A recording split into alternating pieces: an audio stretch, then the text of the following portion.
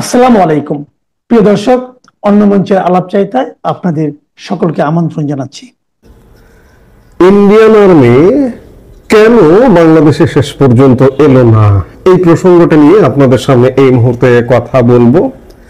আমরা প্রথম ভারতীয় বিখ্যাত সাংবাদিক চন্দন নন্দীর নর্থ ইস্ট নিউজে করা একটি স্টোরি থেকে জানতে পেরেছিলাম যে ইন্ডিয়ান আর্মি ইন্টেলিজেন্সের additional director general major general Kundan Kumar Singh এর নেতৃত্বে 14 থেকে 16 অক্টোবর বাংলাদেশ সফরের একটা শিডিউল ছিল ভারতীয় সেনাবাহিনীর, এবং সেই শিডিউলটা কোথায় কোথায় ভিজিট করবেন, কার সাথে মিট করবেন, সব বিস্তারিত জানা গিয়েছিল।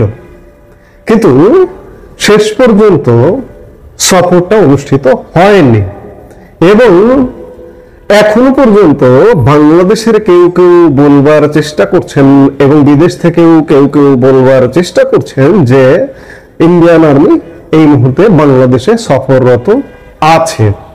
এর কারণটা হচ্ছে যে 14 তারিখে আসবার কথা, 13 তারিখ পর্যন্ত আমরা 11 তারিখ 12 তারিখ ইন্ডিয়ান আর্মিকে প্রোটোকল দেওয়া বা ইন্ডিয়ান আর্মি আসবে, বিভিন্ন জায়গায় সফর করবে, কক্সবাজারের রামু সেনাবাহিনীর 10ম পদাতিক ডিভিশনে পর্যন্ত যাবে, এই বিষয়গুলো নিয়ে সেনাবাহিনীর মধ্যে আন্তঃবাহিনীর মধ্যে চিঠি চালাচালি হয়েছে এবং এই চিঠিগুলা পরবর্তীতে সিভিল সোসাইটিতে ছড়িয়ে গেছে।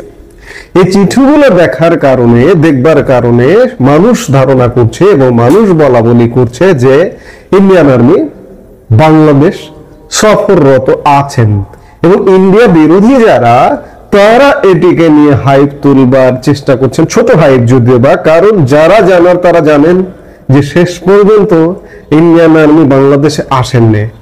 কেন আসেনি সেটি আমার কণ্ঠ থেকে বলবো অবশ্যই। তার আগে আমরা একটু দেখে নিই যে যিনি আমাদের স্টোরিটা করে জানিয়েছিলেন প্রথম ইন্ডিয়ান আর্মি বাংলাদেশ সফরে আসছেন সেই চন্দন নন্দী, সেই চন্দন নন্দীর মুখ থেকে আমরা একটু শুনে আসি যে কেন ইন্ডিয়ান আর্মি তাদের সফর ক্যান্সেল করলো। চলুন।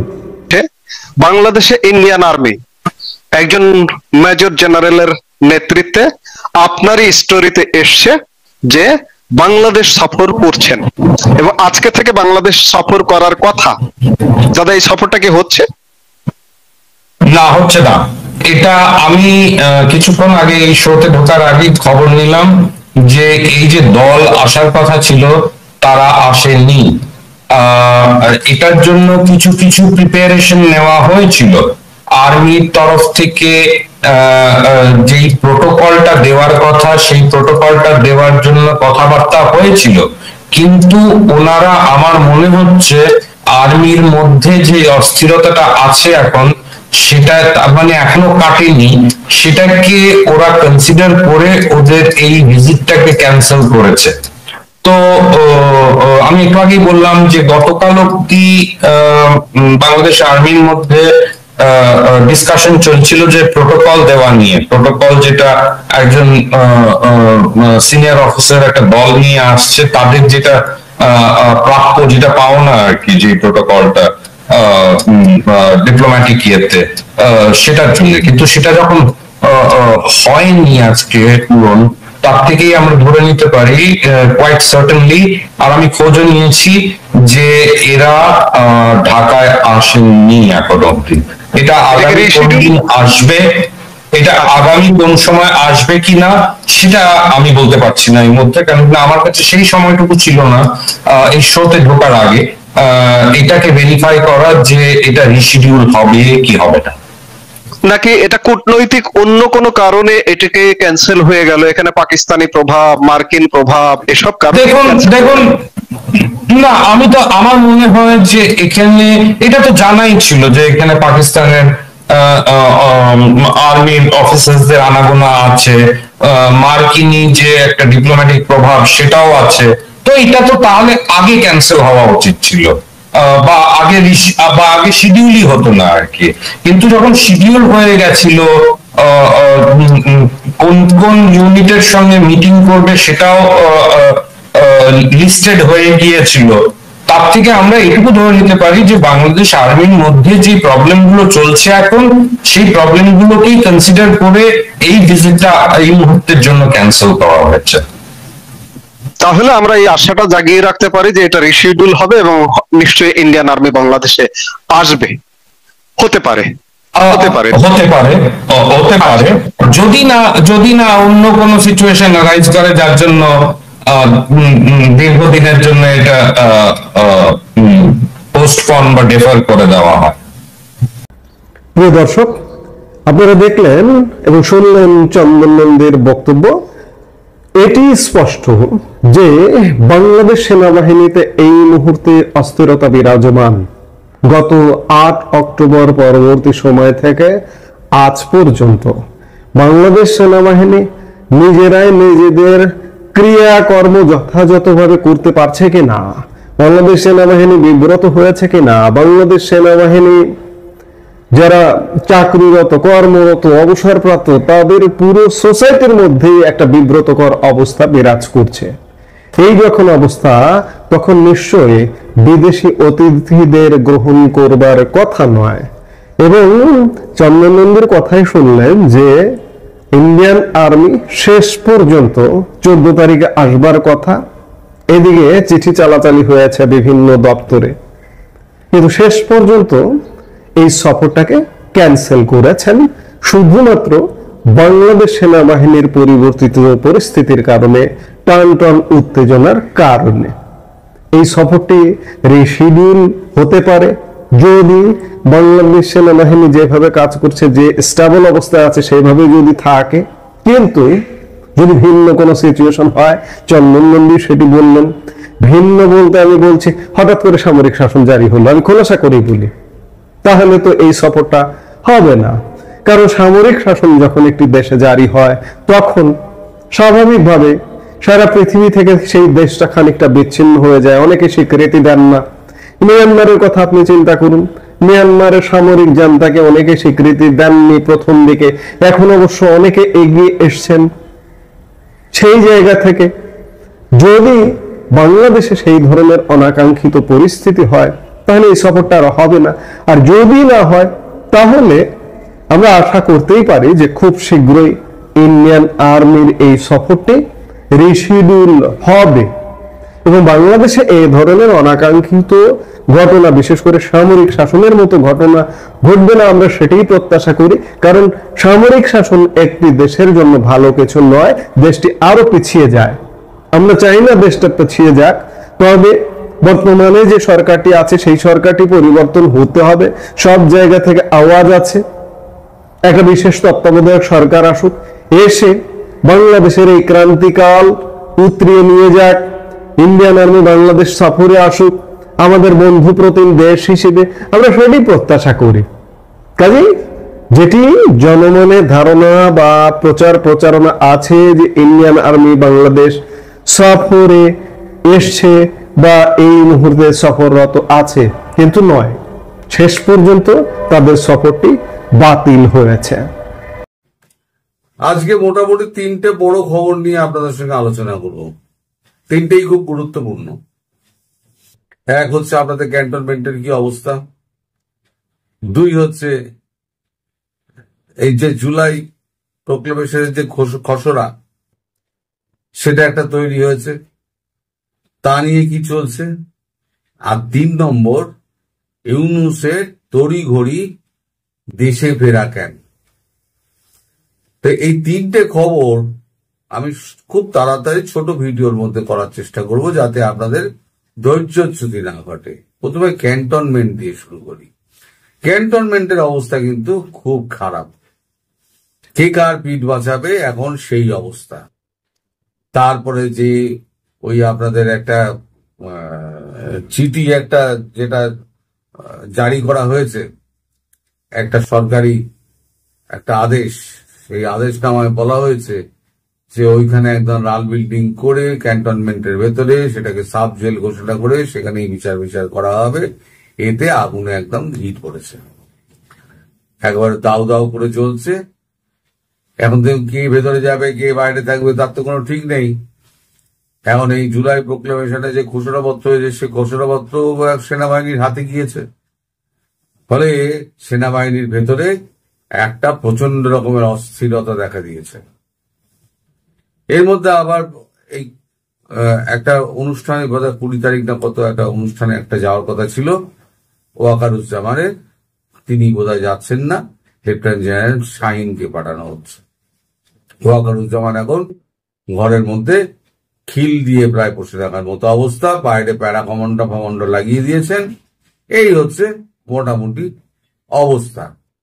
তবে ওয়াকার এখনো একটা ওই গিলোটিন থেকে মাথা বার করার চেষ্টা করছেন, যদি এখন এই সবার সঙ্গে মিলে মিশে যদি একটা কিছু করা যায়। কিন্তু বিষয় যেটা হচ্ছে, যে পয়সাটা তিনি জামাতের কাছ থেকে খেয়েছিলেন, জামাত তো সেই পয়সাটা উসুল না করে ছাড়বে না। আমেরিকা যেমন $29 মিলিয়ন এখানে খরচা করেছে, আমেরিকা তো $29 মিলিয়ন যতক্ষণ না তুলছে ততক্ষণ পর্যন্ত আমেরিকা ছাড়বে না, ইনভেস্টমেন্ট করেছে তো। ইনভেস্ট যেখানে হয়, তো ইনভেস্টমেন্টটা সুরক্ষিত রাখার জন্য কিছু একটা আদায় করতে হবে। আমেরিকাও আদায় করার চেষ্টা করছে, এখন জামাতও ওয়াকারের থেকে আদায় করার চেষ্টা করছে। প্রথমটা জামাত ফেল করেছে, জামাতের কথা রাখতে গিয়ে ফেল করেছে ওয়াকার, শেখ হাসিনাকে মারতে পারেনি, সেটা ভারতের জন্য। এইবারেতে যেটা মানে সেনাবাহিনীকে দিয়ে যেটা করানোর চেষ্টা করা হয়েছিল সেটাও ওয়াকার করতে পারেনি, ফলে তিনি এখন চরম চাপে। এখন সেনাবাহিনীর একটা অংশ এখন দলমত নির্বিশেষে সব ধীরে ধীরে সব এক হচ্ছে জামাত ছেড়ে দিয়ে। জামাত ছাড়া মুক্তিযুদ্ধের সপক্ষে যারা আছে এবং যারা মধ্যিখানে ছিল, যারা এদিকেও সামলাচ্ছিল ওদিকেও সামলাচ্ছিল, মাঝামাঝি অবস্থানের মধ্যে ছিল, তারাও এখন মুক্তিযুদ্ধের সপক্ষের লোকেদের সঙ্গে জুড়ে গেছে। ফলে একটা শক্তি ভারী হয়ে গেছে। যে কোনো মুহূর্তে যে কোনো দিন একটা বড় ঘটনা ঘটতে পারে। এটা আপনাদের আমি আগাম জানিয়ে দিলে, এটা আপনাদের দেশের খবর নয়, এটা আমাদের দেশের খবর, যে আগামী 20-21 তারিখের মধ্যে আপনাদের দেশে এই ক্যান্টনমেন্টের ব্যাপারে একটা বড় সিদ্ধান্ত হতে পারে। এখন সেটা কতটা ঠিক কতটা ভুল তো সময়ই বলবে। আমি তো শুধু খবর পাই এবং সেটাকে প্রকাশ করি, একটু আগাম হয়ে যায়। আমি যেমন আগাম বলেছিলাম যে ডক্টর ইউনুস তিনি পোপের সঙ্গে দেখা করতে পারবেন না, পোপ তাকে সময় দেবে না। দেখুন, পোপের সঙ্গে দেখা কিন্তু হয়নি। এদিকে কিন্তু এই চাপাবাজরা রটিয়ে যাচ্ছে, পোপের সঙ্গে দেখা হয়েছে।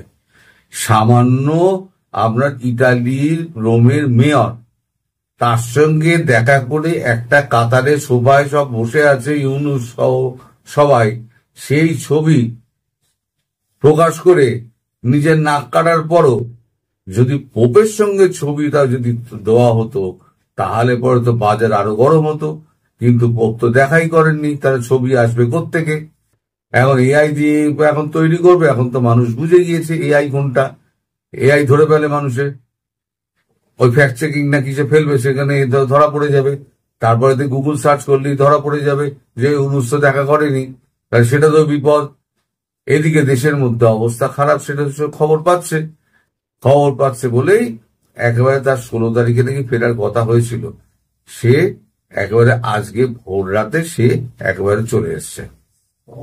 এই হলো আপনাদের মানে ইউনুসের খবর। ইউনুস আরো একটা ঘাবড়ে রয়েছে এই কারণে, এই যে জুলাই প্রোক্লামেশন যেটা হয়েছে, জুলাই প্রোক্লামেশন যে খসড়াতে যাওয়া হয়েছে সেটাতে এখন এনসিপি তো প্রচন্ড নাচানাচি করছে। কারণ বলা হচ্ছে সেখানে খসড়াতে যে এনসিপি মানে একটা বিপ্লবী সরকার গঠন করা যেতে পারে। এখন বিপ্লবী সরকার যদি হয় তাহলে পরে এনসিপির বারবারন্ত তারা নাচানাচি কাল রাত থেকে নাচানাচি শুরু করে দিয়েছে। এখন সেক্ষেত্রে ইউনুসের বিপদ কোথায়? কারণ ইউনুস তো নিজের গদি রক্ষার জন্য ওই এনসিপি কেও কাঁচি করে দিয়েছিলেন, উনি সবাইকে কাঁচি করেছেন। এইবারতে এনসিপি যদি ক্ষমতায় যদি আসে বা এনসিপি ভাবছে যদি আমরা ভোট করে যদি ক্ষমতায় আসতে পারি, ভোট লুটপাট করে, তাহলে পরে আমরা ইউনূসকেই ফাঁসি কাটে ছুঁড়িব। আর ইউনূস ভাবছে এই অবস্থার মধ্যে পরিত্রাণ পেতে আমাকে তাড়াতাড়ি দেশে ফিরে আমাকে এটা সুষ্ঠু সমাধান করতে হবে, আলী রিয়াজের সঙ্গে বসে কিছু এদিক ওদিক করতে হবে। আমাদের মোহাম্মদ ইউনূস তিনি এখন ভয়ে কাঁপছেন। সব থেকে বড় ব্যাপার হলো ওয়াকারুজ্জামান তিনি যে কোনো সময় মানে হয় তাকে তার সামনে দুটো পথ, এক তাকে মুক্তিযুদ্ধের সপক্ষে তাকে দাঁড়াতে হবে, আর নইলে গলা গিলোটেনে দিতে হবে, দুটোর একটা। কারণ ভেতরে যে উত্তপ্ত অবস্থা হয়ে রয়েছে, ওই চোখের সামনে একটা বিল্ডিং তৈরি হচ্ছে, সেখানে একটা পাঁচিল দিয়ে সেখানে লাল রং হচ্ছে, সেখানে বন্দি শিবির তৈরি করা হচ্ছে, সেখানেই আদালত হবে, সেখানেই কারাগার হবে, আর সেটা হবে সরকারি একটা নির্দেশে, যেটা আর্মির কোনো রুলস এন্ড রেগুলেশন না মেনে তাতে কেউ তো মানে করছে না, অ্যালাউ করছে না। ফলে এখন যে জায়গায় এসে পৌঁছেছে, এখন আগুনের স্তূপের উপরে বসে রয়েছে আপনাদের কি বলে ক্যান্টনমেন্ট। এখন সেখান থেকে কি করে এখন আপনাদের দেশ উদ্ধার পাবে, কি হবে না হবে সেটা কিন্তু এখনই বলা যাচ্ছে না। তবে হ্যাঁ, আমি কয়েকটা দিন কিন্তু ভীষণ ক্রুশিয়াল, ভীষণ রকম ক্রুশিয়াল, যখন তখন যা কিছু ঘটতে পারে। এমন হতে পারে, খবর এটা আমাদের কাছে আছে, যে আর্মি ক্ষমতা নিল, যে নতুন যে আবার 22 তারিখ না কত তারিখ আবার যে আপনাদের রায়টা বেরোবে একটা অন্তর্বর্তী সরকারের, সেই সরকার একটা তৈরি করে দেশে আর্মি ক্ষমতা নেবে, সেই সরকার তৈরি করে শেখ হাসিনাকে দেশে ফিরিয়ে আনা, এরম একটা খবর টবর ভেতরে ভেতরে গুঞ্জন চলছে। হয়তো হতেও পারে, আবার নাও হতে পারে, কিন্তু হওয়ার চান্সটাই কিন্তু বেশি। কারণ ঘটনা প্রবাহ যেদিকে যাচ্ছে তাতে মনে হচ্ছে এটা হতে পারে। সবাই ভালো থাকবেন, সুস্থ থাকবেন, সাবধানে থাকবেন। ভিডিও আর বাড়ালাম না।